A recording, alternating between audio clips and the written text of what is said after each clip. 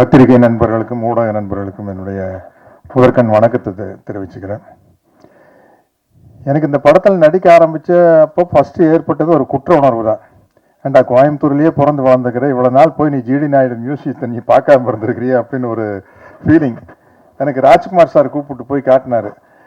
எப்படி இவ்வளோ நாள் நம்ம மிஸ் பண்ணோம். எங்களுக்கு ஸ்கூலுக்கு போகிறப்பங்க சைக்கிளில் போகிறப்ப நம்மளுக்கு ரெண்டு விஷயம் தான் தெரியும் தாத்தா பற்றி. ஏதோ ஜிடி நாயுடு ஒருத்தர் இன்ஜெக்ஷன் போட்டு இவ்வளோ பெரிய பப்பாளி பழம் பண்ணியிருக்கிறாராமா, அது ஒன்று.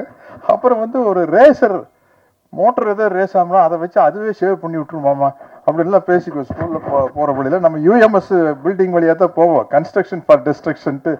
இவ்வளோ நெருக்கமான பழக்கம் எங்கள் குடும்பம் அவங்க குடும்பம் ஒரு 4 தலைமுறையாக பழக்கம். அது வேற. ஜிடி நாயுடு சார் படமாக பண்ணுறாருன்னா நம்ம டைரக்டர் கிருஷ்ணா சார் சப்ஜெக்ட் சொன்னார், அரவிந்த் சார் சொன்னார். ஒவ்வொரு சீனும் நடிக்கும்போது ஏய் நிஜமாவே இப்படி நடந்திருக்குதா அப்படிங்கிற மாதிரி. ஏன் இந்த படம் கமர்ஷியலாக பெரிய ஹிட்டானா, ஒரு சராசரி கமர்ஷியலான ஒரு சக்ஸஸ்ஃபுல் படத்தில் என்னென்ன எலிமெண்ட் இருக்குமோ அந்த எலிமெண்ட்டை விட இது அதிகமாக இருக்குது. ஒரு சேலஞ்ச் இருக்குதா, தொட தட்டுற விஷயம், அண்ணாமலையில் ரஜினி சார் குறிச்சு வச்சுக்காங்கிற மேட்டர் இருக்கு இல்லையா, அதெல்லாம் ரியலாகவே நடந்திருக்குது.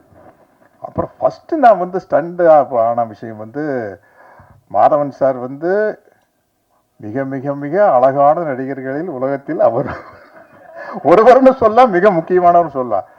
அவர் நாங்கள் 2 பேரும் ஒரு ஹோட்டலில் ஸ்டே பண்ணியிருந்தோம். இவர் என்ன பண்ணார், கூட மேக்கப் மேன் மற்ற டிபார்ட்மெண்ட் யாரையும் கூப்பிட்டு இவர் மட்டும் பெல் அடித்து கதவை தட்டிக்கிறாரு. திறந்தா ஜிடி நாயுடு சாரினுடைய லாஸ்ட் கெட்டப் நிற்கிறாரு.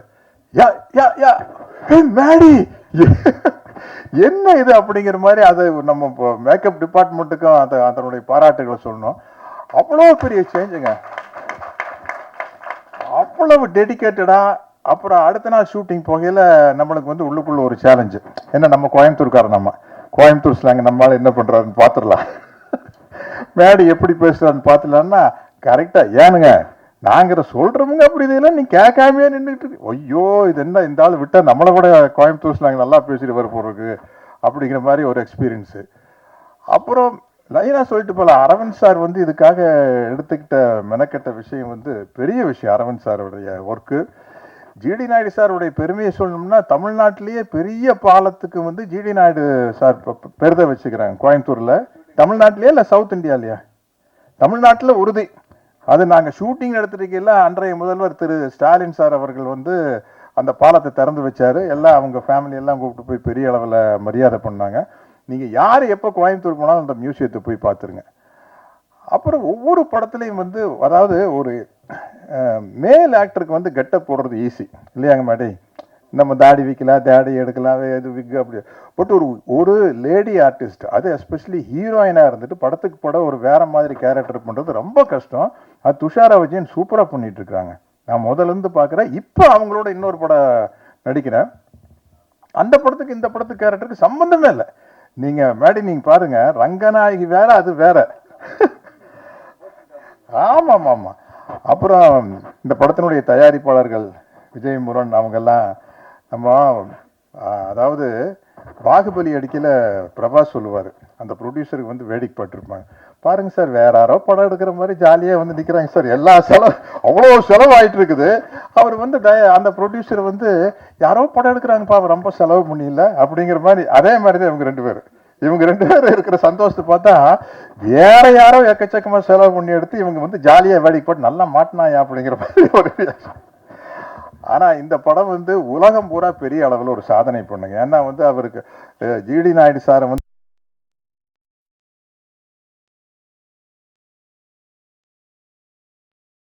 இந்தியான்னு போட்டிருக்காங்க. நம்ம எப்பவுமே வெளிநாட்டுக்காரங்களை அதிகமாக புகழ்வோம். அஃப்கோர்ஸ் சினிமாங்கிறது எடிசன் கண்டுபிடிச்சது தான். நான் சிகாகோவிலேருந்து நயாகரா ஃபால்ஸுக்கு போகிற வழியில் ஒரு லெஃப்ட் சைடில் ஒரு சின்ன கிராமம், அதுதான் எடிசன் பிறந்த கிராமம். போர்டு வச்சுருந்தது. எனக்கு ரொம்ப விஞ்ஞானிகளை மதிக்கணுங்கிற ஒரு எண்ணம் இருக்குது. ஒன்றே அந்த கிராமத்துக்குள்ளே போனால் அவருடைய கண்டுபிடிப்புகளை எல்லாம் வச்சுக்கிறாங்க, எடிசனுடைய கண்டுபிடிப்புகள்லாம். அதை பார்த்துட்டு நம்ம ஜிடி நாயுடு சார் மியூசியத்தை ராஜ்குமார் சார் கூப்பிட்டு போய் காட்டினார்.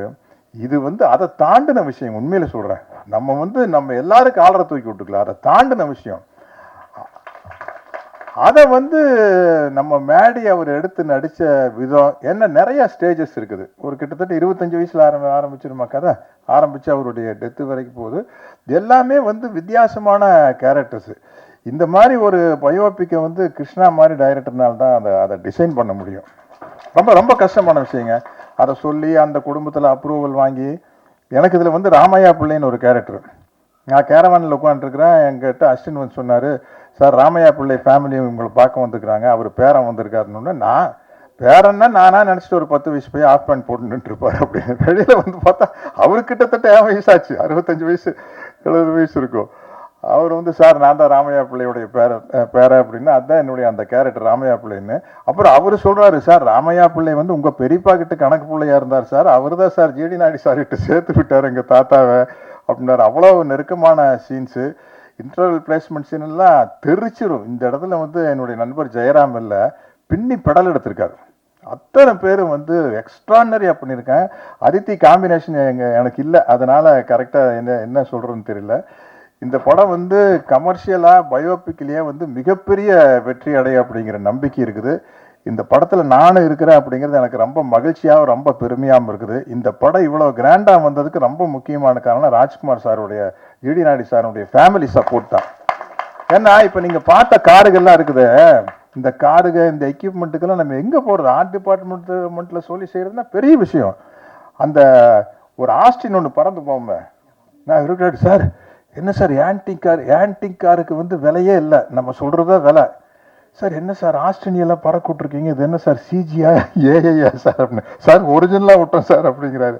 அதே மாதிரி ஜெர்மனில் அந்த பெரேடு நடக்குது. அந்த நான் கேட்ட அரவிந்த் சார் கிட்ட, சார் இது என்ன சார் சிஜியா ஏஐயா அப்படின்னா, இல்லை சார் புதுசாக ஒரு டெக்னிக் வந்திருக்குது, ரந்தனையை சேர்ந்து விட்டு அதுக்கு பேர் ஹைப்ரிட் சார் அப்படின்னாரு.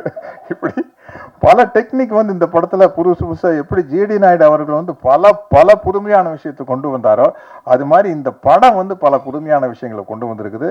இந்த படத்தை வந்து உலகமே பார்த்து வியக்க போகுது. அதுக்கு காரணம் ஜிடி நாயுடு அப்படிங்கிற அவருடைய கேரக்டரும் மேடியினுடைய எக்ஸலண்ட் பெர்ஃபார்மன்ஸ் தான். அவர் லைஃப்பில் வந்து இது ஒரு மைல் ஸ்டோன்னு சொல்லலாம். ராக்கெட்ரி படம் பார்த்தேன், கொஞ்சம் சுயநலமா, நம்ம ஊருக்காரர் இல்லை ஜிடி நாயுடு, கோயம்புத்தூர்காரங்க போது கொஞ்சம் எக்ஸ்ட்ராவாக 2 பிட்டு போடுறதா.